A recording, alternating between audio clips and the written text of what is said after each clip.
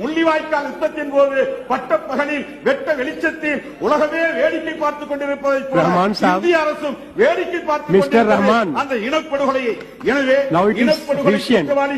இனப்படுகொலை குற்றவாளிகள் ராஜபக்சே கும்பலை சர்வதேச நீதிமன்றத்தின் முன்னால் கொண்டு போய் நிறுத்த வேண்டும்.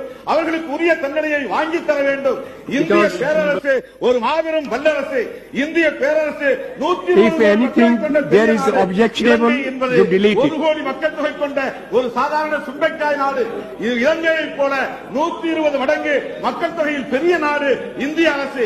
ஏன் இந்திய அரசு அச்சப்படுகிறது? எதற்காக அச்சப்படுகிறது? இந்திய